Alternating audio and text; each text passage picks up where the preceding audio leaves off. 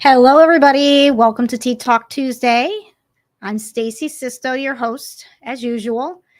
Thank you again and again for joining. I see we've got a couple people already in. I'm going to go ahead and navigate over to comments. If you wouldn't mind, please just let me know who you are and where you are. Kind of like to know from what areas are people tuning in. Oh, hi, Ricky. We got Ricky back from Las Vegas. Nice to see you. Nice to have you back again. And also, again, just as a reminder, if you are joining from LinkedIn, I can't tell. I can't see that you're here. So you'd have to let me know again in the chat. And we've got Lainey back from Florida. And we've got Madison in here. Hey, Madison. And Chantilly. Hi, I got your email earlier, Chantilly. I was happy to hear you were gonna be able to make it. And hi, Christy. Nice to see you back too. I didn't know you were in Arkansas. Nice. Nice. Maybe I'll get out there one day to Arkansas. I don't know if I've ever had to travel there for an audit or anything. I'm trying to think. I can't remember. And Lindsay, we've got Lindsay. Hey, Lindsay. Nice to see you in here. And also, before I forget, because you guys know I have a hard time remembering to share the tea. So tonight is chai tea. I actually really like chai tea. I'm not a big fan of milk, but milk is actually pretty good in chai tea. So gives it nice flavor. And ice, like iced chai tea with some milk is pretty darn good. I don't have milk in it tonight, but I did need a decaffeinated tea, and so I made sure this one says decaffeinated. That way I can sleep tonight. I've heard some people say, like maybe I should drink some like espresso before the show. If I did that, if I had espresso during the show, I'd probably speak so fast it would be over within 5 minutes. And I don't know if you guys would catch a word of what I was saying. So try not to have too much caffeine beforehand so I can get to bed. Oh, lemon balm tea is relaxed. I've never actually tried that, Christy. I might have to try that. I love lemon. So that's probably a good one, just as long as it's not oolong. I can't stand oolong tea, but lemon balm tea. All right, I'll have to try that. Thank you for the tip. Oh, yep, Ricky, you love that oolong. So you're having the oolong, but you can't say what type. Okay. Oh, Francine, hi, nice to see you. So water for you. You haven't developed a taste for tea. I get it. It is definitely an acquired taste, at least in the beginning of tea trials. But I don't drink a tea that I don't like. So it took me tasting a lot of different teas before I kind of figured out what I enjoyed. When I was younger, I hated all tea. Then sweet tea got to be like a little okay, but then if it's too sweet, ugh, no. Anyway, so I can see you guys are going back and forth in the chat, and that's great. I like that. Remember that we want to keep this very interactive. And also, just as another reminder, we have a nice email address for you guys. It's ttalk@stalkinghorsellc.com. So if you have a request for a certain topic, or a question about something that's been vexing you in either the documentation space, coding, auditing, go ahead and send us a message and we'd be happy to cover it here on Tea Talk. So that would be awesome. We check that daily. We get notifications if anything comes in from there. And then also make sure that you join the herd. So we want you guys to make sure you like and subscribe to the YouTube channel. I know some of you are joining from Facebook or LinkedIn. YouTube is honestly a really great viewing platform, and eventually we may end up just switching over to YouTube only. So just make sure you check out our channel on YouTube and that you like and subscribe. If you go to the live section there, you can make sure you have like alerts on to get updated for the lives. We are going to update the live library where we're going to put in the next couple of Tea Talk shows and the topics that we have picked out so far. Of course, if anybody emails into Tea Talk, we will work that into the show. But we just want to be able to have some of them set up already so people can know what to expect as far as topics and get some ideas out there also. And so then that way, if someone sees one and they're like, oh, I need to hear about that, they'll know when we're planning to talk about it. So, and we also have our website, stalkinghorsellc.com. So you can check that out. We have some webinars that are available on there. We also have some Tea Talk articles and some information on our team.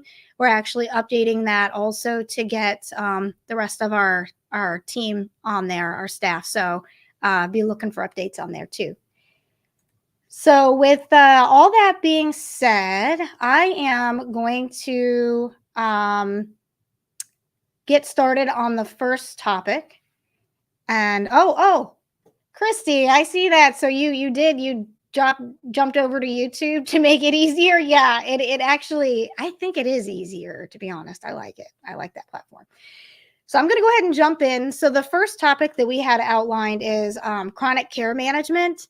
And I kind of decided to do this one because we had some recent requests come up, which was odd. It was like all of a sudden we got a couple of requests for some audits and some information, phone calls just about chronic care management. So I thought, oh, that's, a good topic to cover for Tea Talk. And again, make sure if you have any questions or comments to share, just put it in the comment section so I can see it. So without further ado, chronic care management. So I don't know how many of you have actually had to deal with chronic care management, either as far as billing, or maybe you've worked with an organization that actually offers it as a service. But basically what it is, for those of you who haven't heard of it, is it's a really, again, a Medicare kind of topic where they realized that people with multiple chronic conditions make up a large percentage of hospitalizations, hospital visits, and costs, healthcare cost. So one of the initiatives that they had rolled out was, well, these people could probably use some extra support. So we're going to pay for services to be provided within a calendar month to the patients, to the Medicare patients, for some extra like TLC in a sense.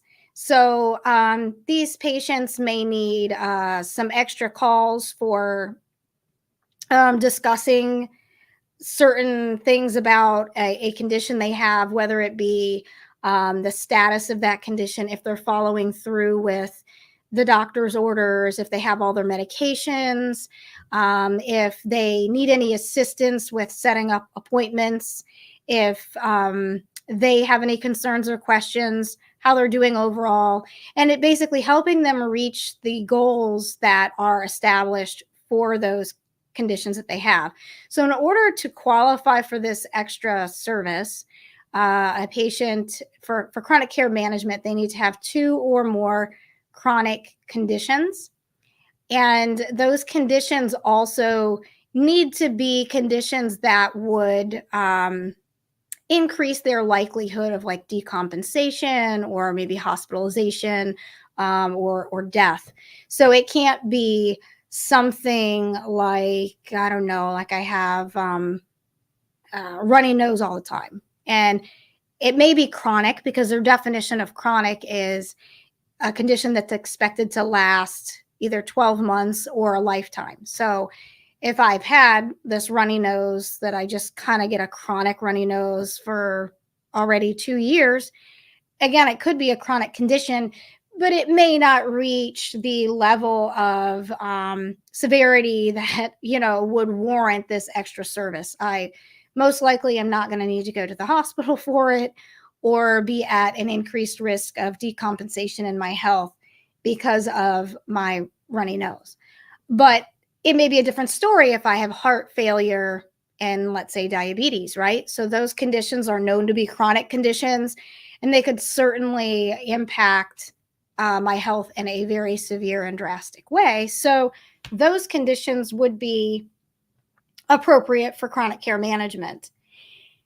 And there's a lot of criteria that kind of plays into how it needs to be documented, how it's set up. But there are companies out there that will contract with offices to assist with this, because it doesn't have to be provided by a medical, like by their provider, by a physician. It can just be clinical staff that's calling and checking on the patient. But essentially what happens is, if a patient's enrolled, they have to give consent. It can be either verbal or written consent. There's specific items that have to be discussed in that consent. And then they come up with a care plan for the conditions for which they're qualifying for the chronic care management. So when they come up with that care plan, the idea is for them to continue to follow up with the patient and make sure that they're following that care plan and that they're reaching the goals that are outlined in that care plan. And again, helping the patient in any case of emergency. They're supposed to be available 24/7 to the patient for questions and concerns. There needs to be a provider available to assist the patients. That is a requirement of it. So what's pretty interesting is that there's a lot of these companies that are kind of going out and sort of like running reports in these provider software systems and coming up with candidates or patients that may be candidates for the program, and then moving forward with enrollment. And it's kind of set up differently from practice to practice, but these organizations do need to be careful that they are, again, like following proper protocol and documenting appropriately. And the services are billed like per month. So it's, when the code is billed out, it's for a whole month's worth of services. And just to kind of share, I'm going to do a little screen share here to show you guys some good information from Medicare.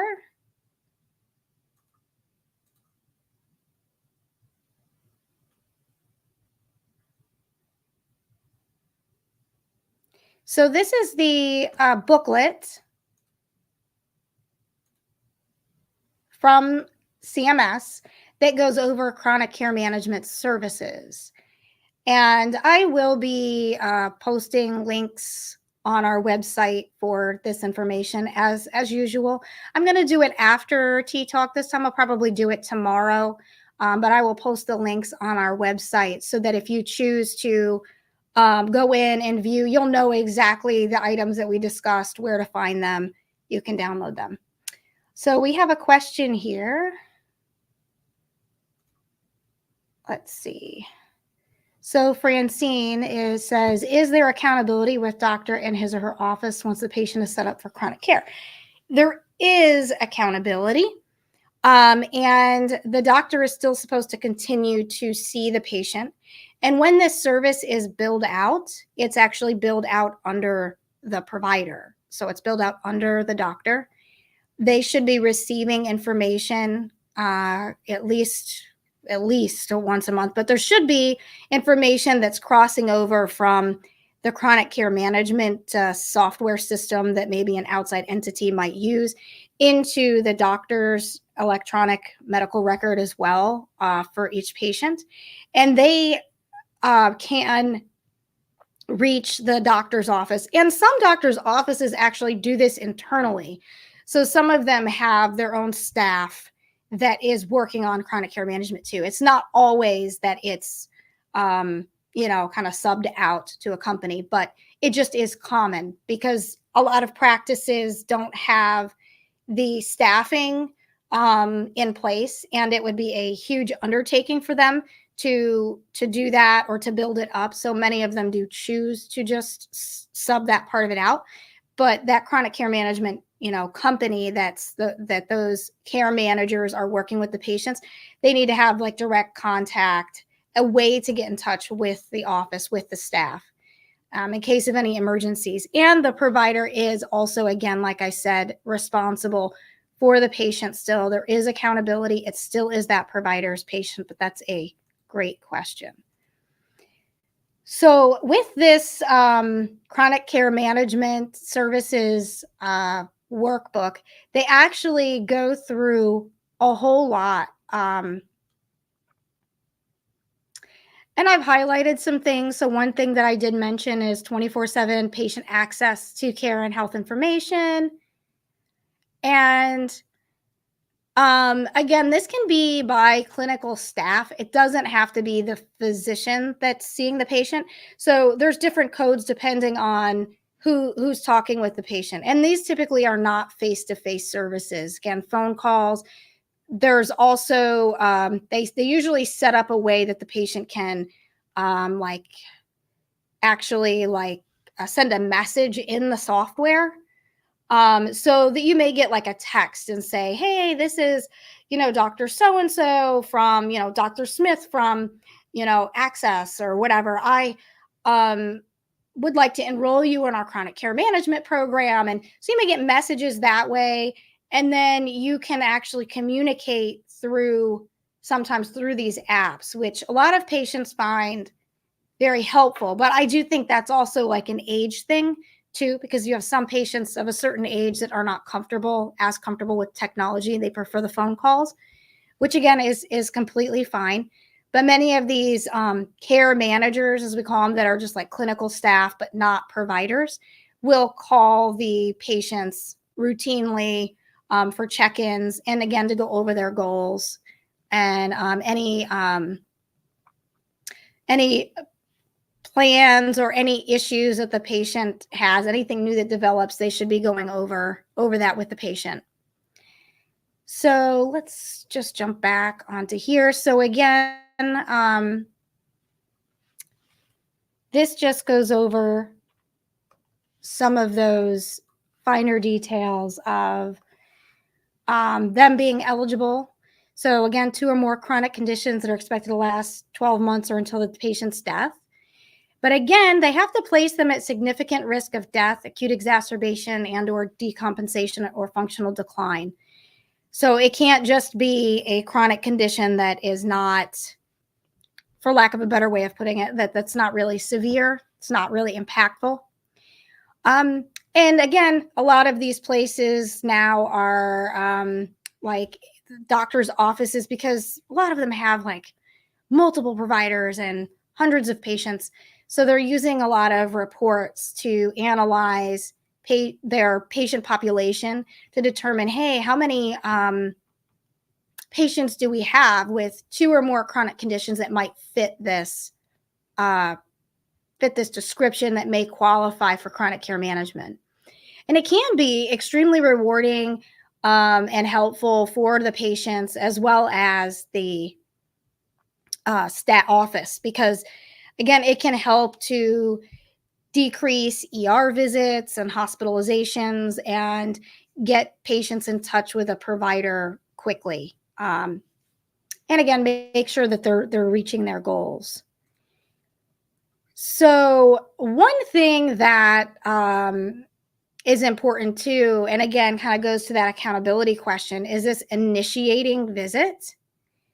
So an initiating visit is required if a patient is, first of all, not even established, like they've never seen the provider. They have to see the provider. It can't be a new patient to the practice that's never been seen and enroll in chronic care management. That's not allowed.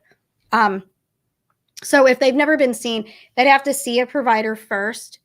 And then during that visit, that would be an initiating visit. That provider may discuss with the patient about the details of chronic care management, what it is that they may want them to enroll, and talk to them about how it works and get their consent at that time. They can get their consent during that initiating visit. And there's actually another code for that. So if one of the healthcare providers actually does an initiating visit, there is another code that they can bill for that initiating visit in addition to their regular office visit code. Oftentimes, though, that's not really the way that it happens. Typically, patients get enrolled after they've already been established with an office. So usually that's not the way it works, but it does make a lot of sense to do it that way. Just because, again, the provider would, in my opinion, kind of be able to make a better connection with the patient, explain it in more detail. It shows the provider's real involvement in the program. It may also make the patient feel more comfortable with enrolling in it. And it also makes sense, too, for that provider to get credit. So that extra code is G0506. And that can be billed once as part of, again, an initiating visit. Now, the other time that a visit would need to happen prior to getting consent for chronic care management is if the patient hasn't been seen within 1 year. So again, if the staff is running these reports to identify patients that may qualify for the program, but yet they've got, let's say they've got 15 patients that look like great candidates for it, but they haven't been seen within a year, they would need to be seen again within a year before they're eligible to be enrolled. Or again, they could have that initiating visit. So they could have a visit where the provider discusses the chronic care management with them and then gets them enrolled.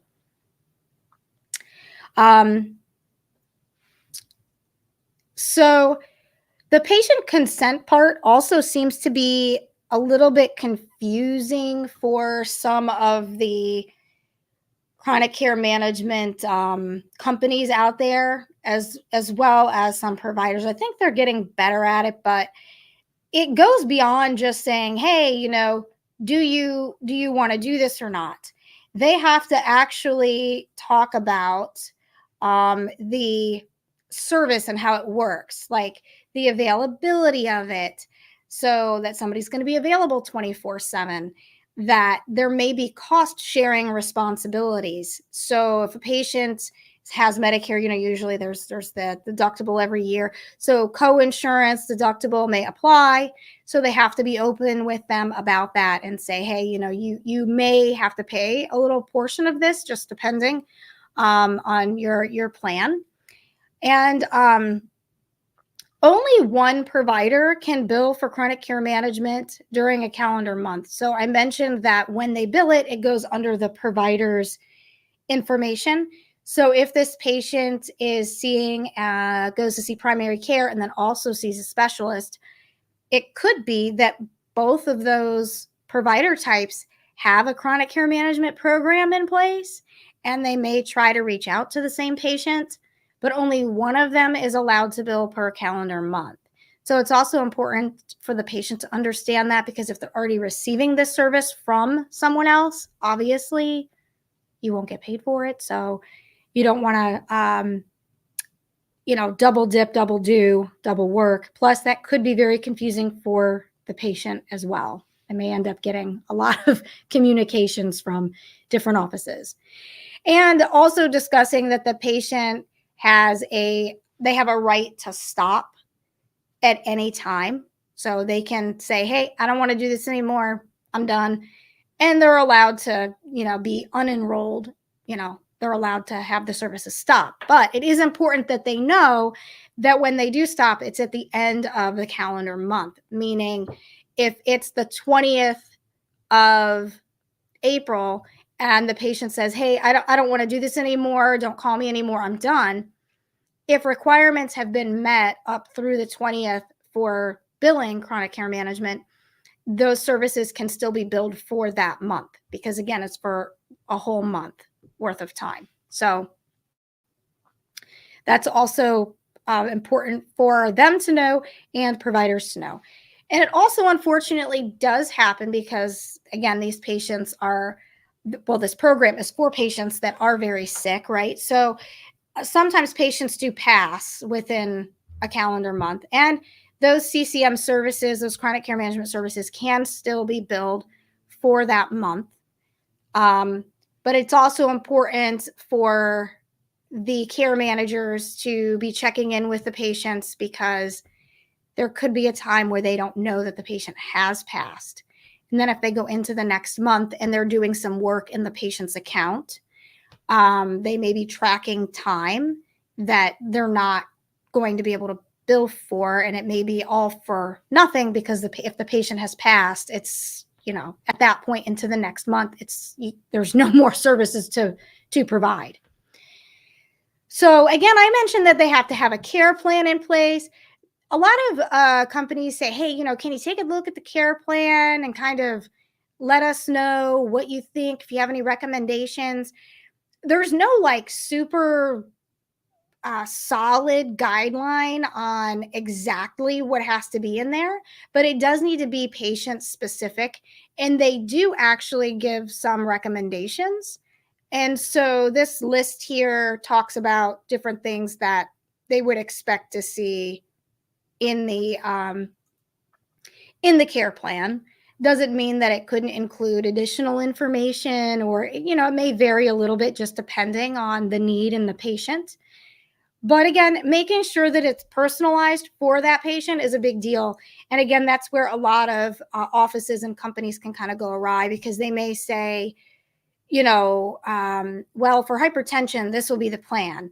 But it's really supposed to be patient specific, and not every patient is going to have the same goals at the same time. It may be true that in general, a healthy blood pressure is, 120/80, but for a specific patient, maybe their goal is to just be, under 150, under 150/90 or something like that. So it's really supposed to be patient-centered, patient-specific. And the whole goal, again, is for these care providers to work with the patients to get them at their goal. Same thing with diabetes. In general, it may be say, oh, it's great to have your sugars between this and this. But every patient may be a little bit different, and their goals are going to be different at different times. And then once they reach a goal, maybe then, hey, this care plan needs to be updated and we need a new one. They're also supposed to share the care plan with the patient, and get patients' input also on that care plan. What are your goals? What do you want to see happen? What do you think of what we have in your care plan? Would you like to add anything? All that. And one of the other things that we've noticed that shockingly was kind of a little bit of a fail when it came to reviewing outside records thus far is there's some companies that have like systems set up where the patient messages in, the patient gets like an automated message back. And I've seen it in a couple of different companies where it will tell them that it's like after hours or call back, or that their care manager is unavailable. But they have to remember that the requirements state that they're supposed to provide 24-hour a day, 7-day a week access to physicians or other qualified practitioners or clinical staff. So they need to have a way to contact the healthcare practitioners in the practice to discuss urgent needs, no matter time or of the day or day of the week. That to me is super, super important. I've noticed just a huge decline in the availability of providers in general. Like what I've experienced even personally is just within primary care, they seem to only want to see you now when you're healthy. And so I've went to call a couple of times to get in when I wasn't feeling well. And then it's like, go to urgent care or go to the emergency room. And I really don't want to go to the emergency room. I don't want to go to urgent care. I want to see my provider. So again, this is part of the expectation. They're available 24/7. Somebody should be available to talk to them and get them in touch with a healthcare provider if need be for any kind of an urgent need. They also need to make sure, again, that they're continuing to see the patient. It is their patient. It's being billed under the provider. So they do need to continue to be involved. The provider should be looking at the care plans, and the patient should have routine appointments with the provider.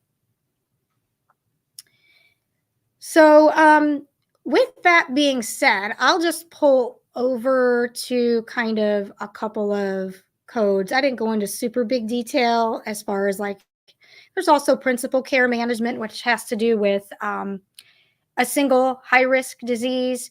If somebody wants to hear about that, let us know. We can kind of do a talk on that. Don't forget, if you guys have questions, to put in the chat. But these are some of the codes. So they really do break down the CCM pretty well in this learning article from Medicare. It's actually really pretty helpful. So the codes are here. They're obviously in the code books as well. They have this checklist that you can use to see if you think everything is complete and on point with the documentation. And the biggest thing I would say that Medicare has been reporting back when they've done audits is like lack of documentation from the care plan perspective, but then also when a care manager speaks to a patient on the phone or through text, they're supposed to be tracking their time. So they have to have at least 20 minutes per calendar month in order to bill for the service. Then there's an add-on code for more time after that, but they have to meet that 20-minute threshold in order to bill for the service. So it's important for them to be keeping a log and documenting what they worked on.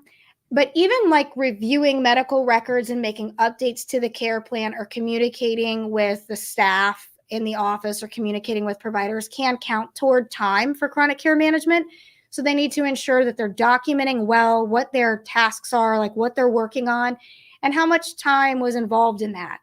So that's why, too, there's usually like an external software that may piggyback off of the EHR for chronic care management services, because many of the softwares that are out there now don't really have a good like time tracking kind of system area. But a lot of the softwares for chronic care management are built in a way where it's time tracking and you can make notes and document like what was discussed. So they are pretty good in that way. But they do need to make sure they're documenting that time well, and also that care plan and providing care plan updates.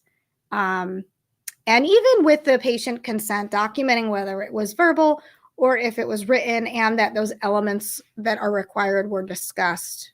That's important as well. I'm also going to provide a link to this document here, which basically is frequently asked questions. I think that there's some good information in here. It's broken down in a little bit of a different way, but it's really good. And then last but not least, there's actually a chronic care management or chronic condition warehouse. So they actually broke down chronic conditions, and there's a warehouse. And if you look, they give like different categories. And then for the categories in the warehouse, they give you the codes. So if you're thinking of doing an audit on it and you're like, well, how do I know if these conditions are substantial enough? That's at least a good starting point. It's not exhaustive. It's not like legal as far as like there could be another condition that's not listed on there that would satisfy the requirements, but this is a good place to start. And I would say, if the condition isn't on this list, just be considering, does it warrant the chronic care management? Is it supported? Does it have, is a healthcare provider yet saying, like, yes, they need this? And is the documentation there for why they would benefit from the chronic care management? I would definitely be thinking along those lines. So that's kind of the technical gist of the chronic care management piece of tonight. If anybody, again, has any questions, please make sure that you post it in the chat. I got one here. So Francine, if they want to stop with one doctor and start with their chronic care management with another doctor, does a new doctor have to establish new patient and seek approval, or can the patient just transfer over? So if it's a completely different practice, then yes, they would have to stop with one, and then they would have to do another consent and whatnot to start with a different one. If it's all in the same group, it shouldn't really be an issue there because it would be billed under the same group. But if, again, if it's like going from one specialist to another and they're not connected at all, then yes, I would say they would need to be doing another consent and going through the whole thing.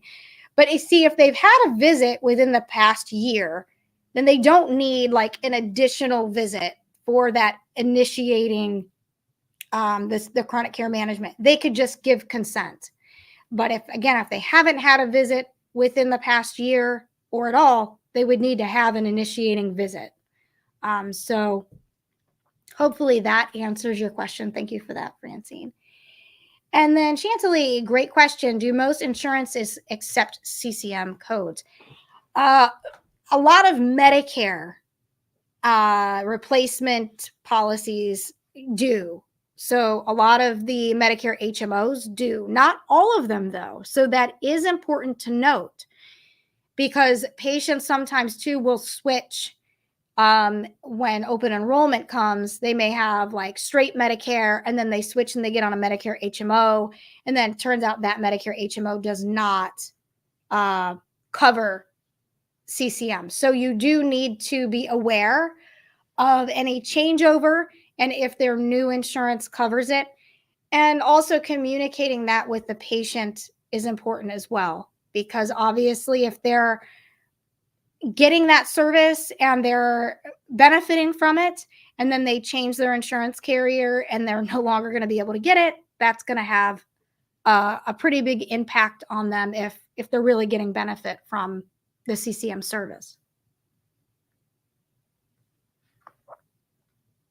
Sometimes I have to remind myself to actually drink. So Christy, you have a question. I would like to link the link that lists. Okay, yes, I will make sure that I put this link for the chronic condition warehouse on our website tomorrow. And Christy, if you, let me think here, you can send us a message also, either through any of the platforms. And if you want to give me your email address, I'll make sure that I forward it to you as well, or at least give you the link to the website where it's going to be posted so that you can find it quickly. So if you want to do that, I'll make sure I go that extra step to get you to the right area so that you can find it. No problem. I actually found it super helpful myself. I like the warehouse. They do update the warehouse. So it's like a little bit interesting when you go in to navigate because there's different files for different years. The reason that is that every year the diagnoses, the codes change. So they keep updating the warehouse as well. But the warehouse is a little bit behind where we are today. So there could be new codes that are out, more specific codes that technically fall in these categories, but the code itself may not be listed, which is why I said this isn't like exhaustive, but it's a very, very good starting point. And you're welcome, Christy, no problem. So I'm going to jump over to one of the next topics because I had a lot of fun with actually talking about the multitasking myth. So I just want to take a poll. I want to know if you wouldn't mind just shooting a comment over how many of you would say that you're a multitasker. So if you are like, think you're a great multitasker, that's how you would describe yourself, just say yes, or multitasker. If not, if you're like, no, I'm not a good multitasker, just say no. But please put it in the comments because this is gonna be interesting. It's a big topic for me, and those who know me well know what I think about this. So, all right, so we're starting to get some responses here. So Francine, yes, exclamation point. All right, Christy, you're saying multitasker, exclamation point. Morgan, you multitask, but you're not sure that you're good at it. Okay. Let's see if we get any more coming in. Oh, Dana. Hi, Dana. Lindsay. Yes. All right. Dana, you are.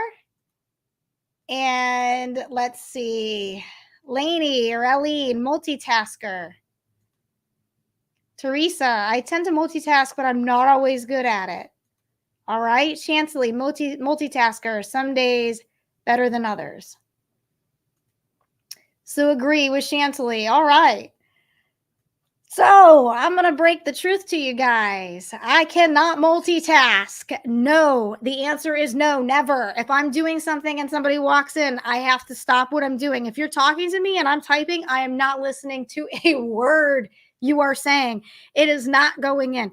I cannot multitask at all. And as a matter of fact, if I'm talking to someone and they're doing something else, I stop talking because they're not listening to me.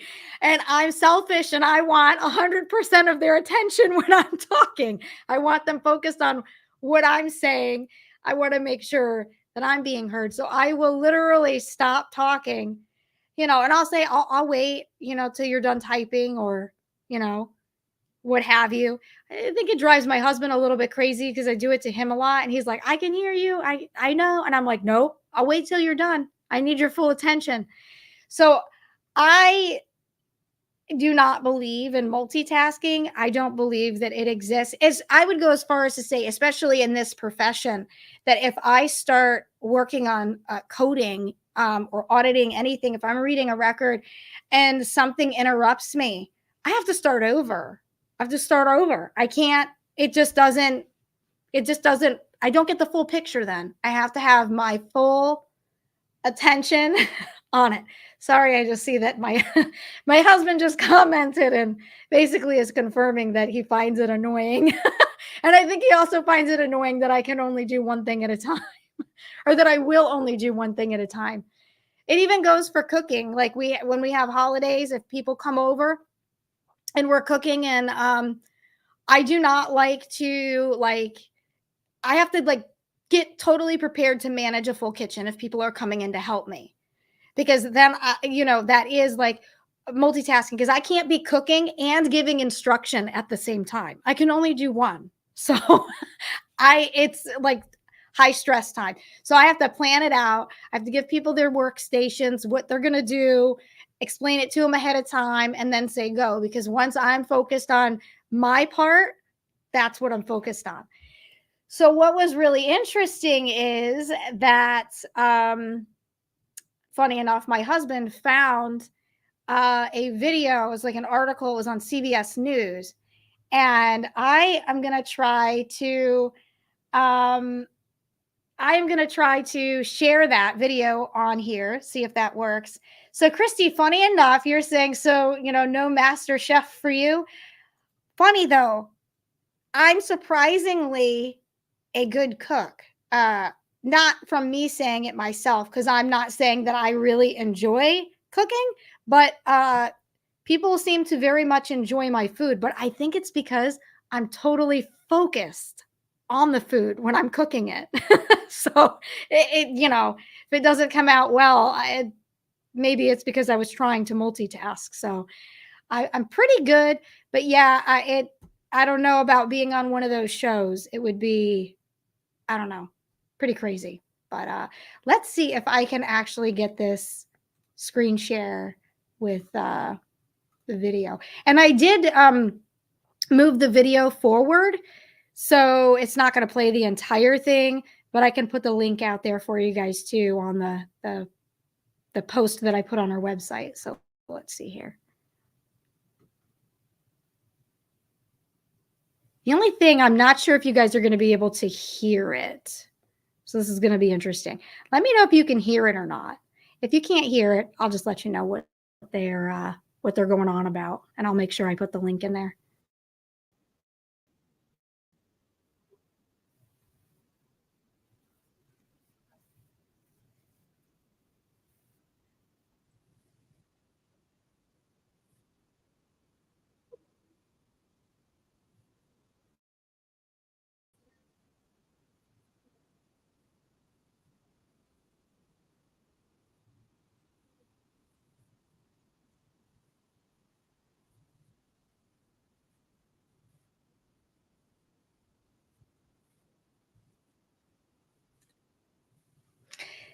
So thank you guys. So you can't hear it. So basically, this is a neuroscientist. I'll put the link in the document, but the neuroscientist talking about how our brains are extremely one track.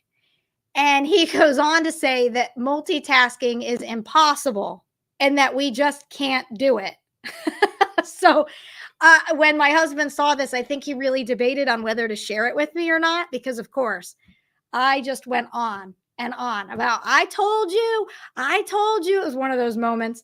So yeah, it's pretty funny. I'll post the link for you guys to check it out if you wish, but it's so funny because we even like in interviews and such that we've done, I I don't even ask that question. Like, are you a multitasker? Like I don't ask the question. I'm just like, don't multitask, because if you're coding with us or you're auditing with us, or you're working on education for providers, that's all I want you focused on at that time. I don't want that. I think I even have a video on our YouTube channel about like working from home, like remote work, because we get that question a lot. We get questions too from like new coders, like, can I work from home successfully, like with kids? Do I have to put my kids in daycare? And it's like,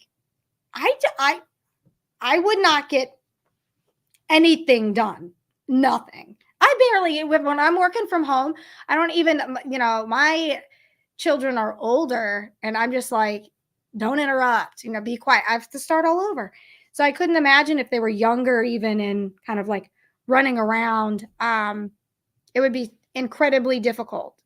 So, yeah, multitasking, I agree that it is a myth. It's not really a real thing.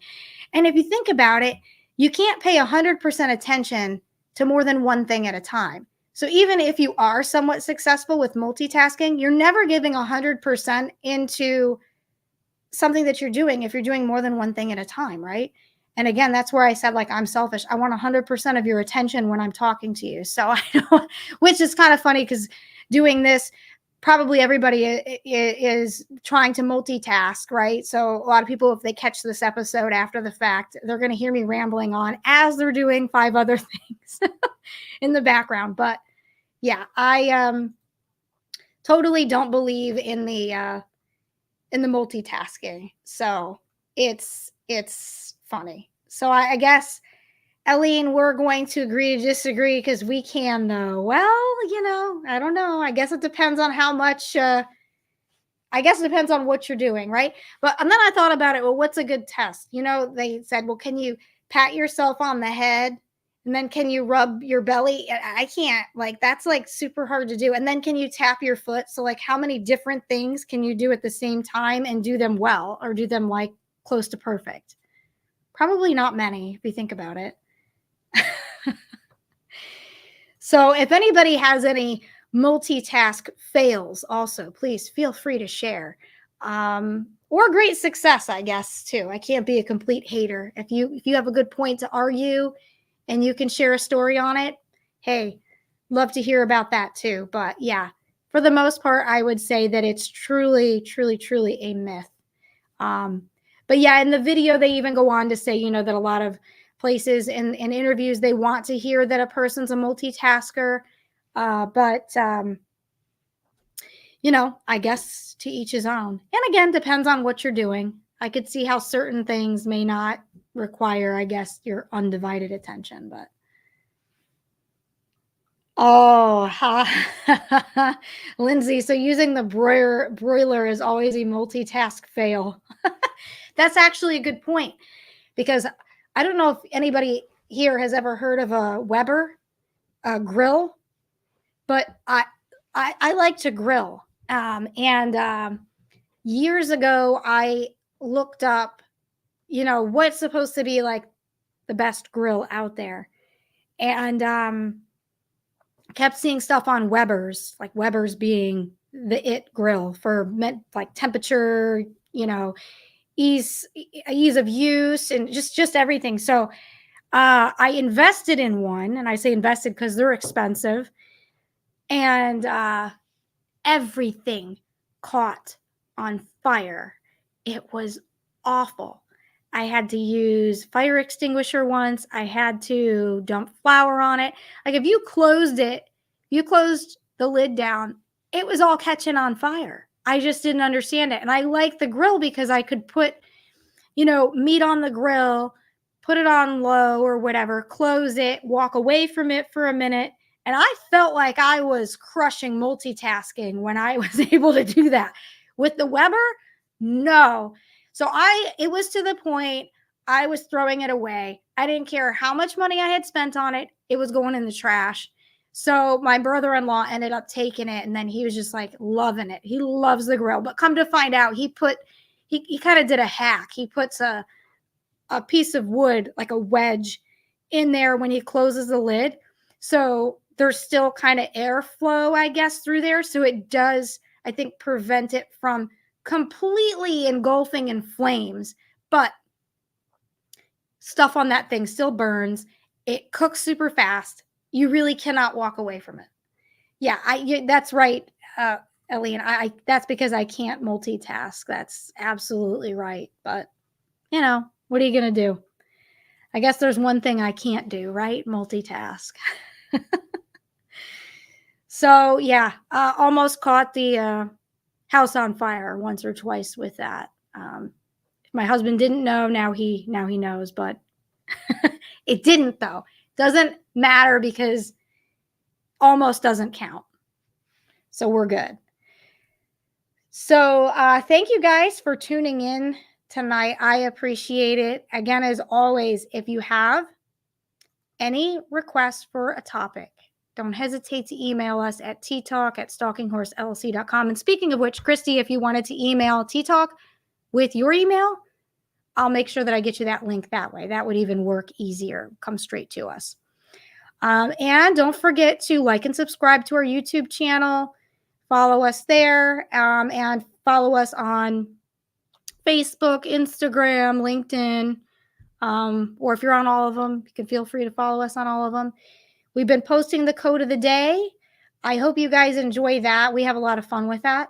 And don't forget our website is stalkinghorseLLC.com, and you can go there to check out the T-Talk links that I'm going to post, and also some webinars. So have a great night, everybody. Again, I appreciate you joining, and make sure you tune in next Tuesday for T-Talk.